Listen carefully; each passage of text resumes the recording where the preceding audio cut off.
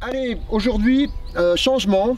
2020, machin, patin confin. Je vais vous parler donc d'autre chose. La chenille processionnaire, ça a aussi ses inconvénients. Ça peut être dramatique pour les animaux de compagnie, les autres animaux. C'est un ravageur, ça mange toutes les épines, hein, voilà, vous avez tout compris. Et c'est énormément problématique. Alors il existe plusieurs techniques pour éradiquer, ou en tout cas contrôler, ou en tout cas éviter les embêtements. Vous allez les voir, là aujourd'hui on va travailler sur l'échelle, matière mécanique. Après, il y a des phéromones, beaucoup de phéromones qui commencent à venir sur le marché. Bon, l'efficacité reste à démontrer tout ça. Et puis en même temps, vous allez voir un peu tout ça, de près, de loin. À tout de suite. Bon, bah voilà, hein. Donc l'option manuelle, sécateur, on se protège. Les EPI, vous avez vu que je suis un peu comme le frelon. Et c'est pas pour rien, donc les gants vont venir. Attention, c'est très très urticant, comme je le disais. Donc j'ai l'air d'un pickwick dans la choupe aux choux. J'en suis désolé, mais en effet c'est ça. Et en plus je viens de m'apercevoir que j'avais grossi. Merci les commentaires, on ne verra plus que de face.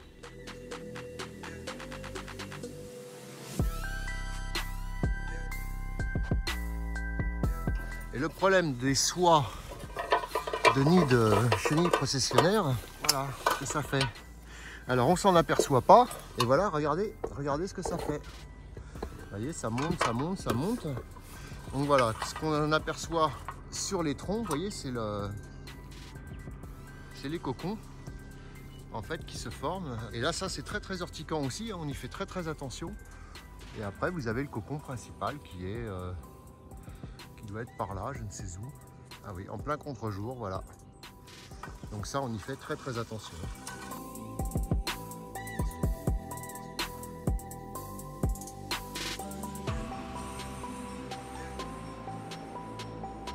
Bon bah donc voilà, hein. Alors on fait gaffe. Même les cocons sont urticants, bon beaucoup moins que celles du chêne, mais ils sont quand même urticants. Donc on va en disséquer un de plus près et on se méfie, hein, la chenille processionnaire, attention, très urticant pour les animaux très très dangereux. J'ai l'air d'un guignol, c'est possible, mais mine de rien, ça peut servir. Combinaison beaucoup plus fine que pour le frelon, on est d'accord. Quoique, au Japon, j'ai pu tester qu'ils avaient des combis un peu comme ça, gonflables, donc aérés, etc. Hein. Un petit clin d'œil ou une petite piqûre de rappel pour les fournisseurs de combinaisons qui nous font des combinaisons. Certes, on n'est plus piqué, mais on meurt de chaud. Enfin, mon arme aujourd'hui pour vous montrer ce qu'il y a, c'est un ciseau et un sécateur. Voilà, donc vous allez vous dire, tiens, et oui, on va parler de l'intérieur du cocon de chenille et aussi du cocon de chenille en lui-même. Donc protection et respiratoire. Bon là, je vais éviter de respirer, en fait, je vais mettre en apnée. Et surtout visuel pour les yeux. C'est très important. Donc voilà, vous connaissez tous les cocons de chenille, hein, ça c'est clair, tout le monde en voit, enfin beaucoup en voient, surtout quand on a des pins. À voir comme ça, c'est de la soie. Alors en effet, hein, vous pouvez voir que c'est de la soie, il n'y a pas photo, mais par contre, attention, c'est très très urticant. Donc là-dedans, vous avez beaucoup de chenilles. Vous pouvez voir qu'il y en a même jusque sur le tronc, hein, comme je vous ai montré dans l'arbre. Donc en fait, quand on y grimpe, on y fait très très gaffe. Voilà, c'est assez solide. Hein. Alors toutes les petites boules noires que vous voyez, c'est les excréments. Bon après pour s'en débarrasser, voilà, il n'y a pas 36 000 solutions. Alors c'est vrai qu'on fait très très attention en faisant du feu, toujours un point d'eau à proximité bien sûr. Que les amener à la déchette, je peux vous garantir qu'ils ne vont pas être contents.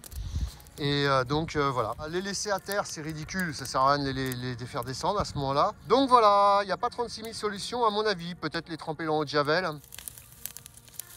C'est pas gentil, c'est pas chrétien ce que tu as fait de brûler les petits êtres de la nature. Mais bon, on vous rappelle quand même que c'est pas cool, la chenille processionnaire. Donc cocon grillé, nouvelle spécialité landaise.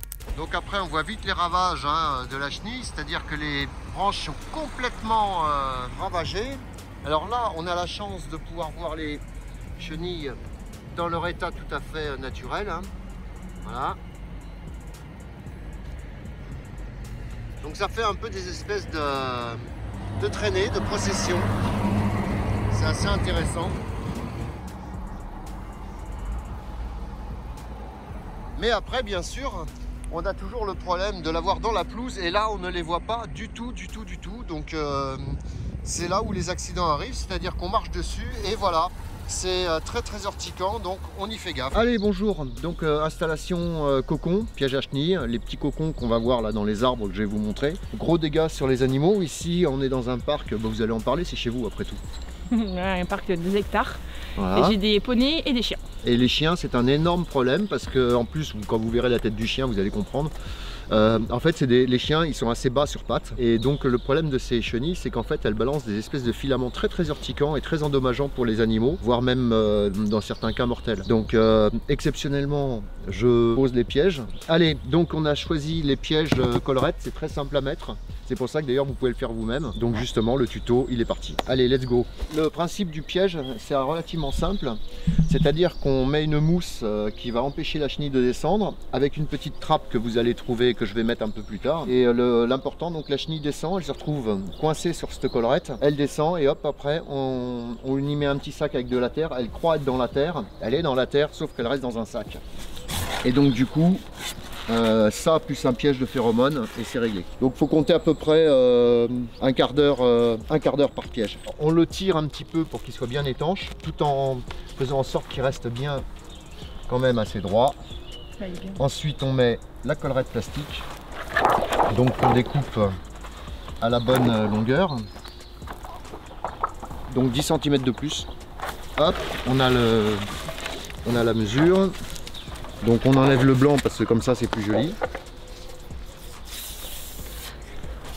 Alors après ce qui est très important dans ce genre de piège, c'est que si jamais par exemple là vous avez un pain solo, on vérifie en haut bien sûr il y a des chenilles parce qu'autrement ça sert à rien d'en mettre. Après ce qui est très intéressant c'est que celui-là il n'y a rien qui touche. Donc la chenille si elle veut descendre il y a deux solutions. Ou elle saute, c'est pas son cas. Ou elle descend, tagada, tagada, tagada. Je peux pas faire la chenille parce que là, ce matin pour moi c'est dur. Mais la prochaine fois j'essaierai de vous imiter la chenille si vous voulez. Je le fais quand même, je suis désolé. Donc nous on a légèrement modifié le système, mais très léger. On a mis des petites pointes, comme de toute façon dans le pain les écorces sont assez larges. On n'abîme pas l'arbre. Et on n'entend pas le pain pleurer parce que je lui ai planté un clou dans les yeux, par exemple. Donc vous inquiétez pas. Pour les défenseurs du pain maritime. Tac. Alors ensuite il nous faut très important le piège à clous et le marteau qui va bien. Nous on a choisi l'option pour le fixer petit clou galva pour pas abîmer l'arbre, enfin je crois quoi. En fait on n'a pas fait exprès, c'est juste ce qu'on a trouvé comme clou quoi. Parce que ce qui est bien c'est que ces pièges, une fois que vous avez enlevé le sac, vous pouvez les réutiliser d'année en année. Donc c'est assez pratique, c'est un investissement de départ. C'est écologique. Mais après au moins c'est écolo, il n'y a pas d'insecticide et ça j'adore. Là, donc important, hein, c'est de bien que le piège soit pas droit, c'est pas gênant.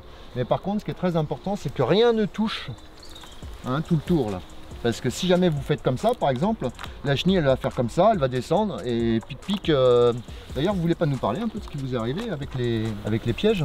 J'ai un nid qui était tombé avec le vent et je savais pas ce que c'était, j'ignorais ce que c'était la chenille.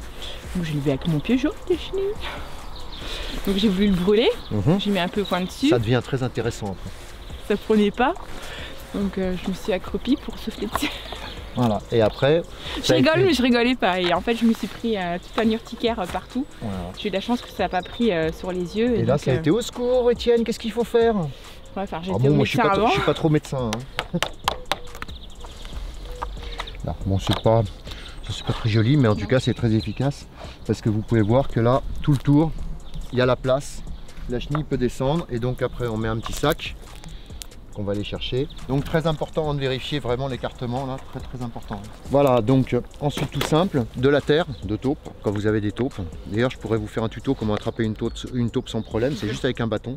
Donc on fixe, moi j'ai fixé ça avec des pointes qu'on peut sortir facilement. Donc la chenille se retrouve dans la collerette, descend de l'arbre, se retrouve dans la collerette, trouve le trou, descend dans le sac, fait sa transformation dans le sac. Vous avez deux solutions, ou vous laissez le sac mais c'est idiot parce que le sac vous pouvez le récupérer. Donc une fois qu'elle est en chrysalide, il n'y a plus de risque. Vous videz le sac sur une déchette ou un truc comme ça en précisant quand même que c'était de la chenille processionnaire. Vous videz le sac, vous le remettez, mais bon faut pas le laisser en plein soleil, ça finit par s'abîmer quoi. Un truc qui doit rester quelques années, si jamais l'année prochaine c'est à refaire, c'est idiot. Ça vous pouvez le laisser, ça vaut mieux le sortir. Alors après bien sûr on a aussi le système B, c'est la perche. Vous allez voir, donc je me protège, hein. Attention, les yeux, les mains, enfin tout, hein. Je suis presque combi comme un frelon. Je vais vous montrer sur un petit pain qui est tout petit, un petit pain, hop. Donc protection, hein. Très important. Donc voilà, hein, le petit pain est pas très grand, hop. Donc les cocons de chenille, hein, très important, attention, on fait gaffe.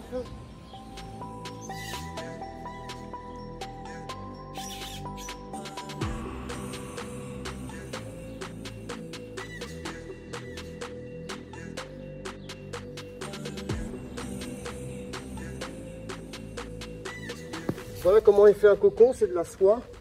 Et souvent au moment de les accrocher, ou de les décrocher plutôt, on peut faire avoir des projections de soie. Il faut faire très attention à ça. Donc là, le meilleur moyen, c'est le feu. Hein. Et là, vous voyez ce qu'il y avait à l'intérieur du cocon. Voilà, ces splendides chenilles. Elles sont très jolies, mais très urticantes. On y fait vraiment gaffe. Et donc là, elle est en train de s'enterrer. Donc là, on va les shooter avec une solution savonneuse à base d'alcool. Voilà. Allez, sur ce, suite au prochain numéro. À bientôt. Et vivement les frelons, parce que moi, les chenilles, j'aime pas ça. Donc après aussi, on a bien sûr ce système hein, de... Eh oui, le cow-boy est revenu. Donc là, on met un attractif sexuel. Ça s'appelle le ferroball. C'est des phéromones, hein, pas de risque. On met ça aléatoirement sur les arbres, une fois par an je crois, hein, si mes souvenirs sont bons. Et ça atténue fortement, hein, au fur et à mesure, on peut peut-être éradiquer entièrement la chenille, mais sur des endroits isolés. Voilà, si vous avez des pins partout autour, faut pas rêver. Hein. Donc après, c'est la prudence. Donc échenillage manuel, hein, nacelle, perche, etc. Grimper aussi, vous avez pu le voir. Ferroball, piège, très intéressant. Donc les pièges phéromones aussi. Et ferroball, c'est des phéromones aussi. Et donc voilà, vous avez tout un petit panel pour les chenilles processionnaires. On y fait gaffe. Hein. Et chenilles processionnaires du chêne, là, je vous la souhaite bien bonne. Mais nous, dans les Landes, pour l'instant, on n'est pas concernés. Voilà. Mais vous avez Olivier qui s'en charge très bien d'ailleurs dans les Yvelines. Voilà, à bientôt.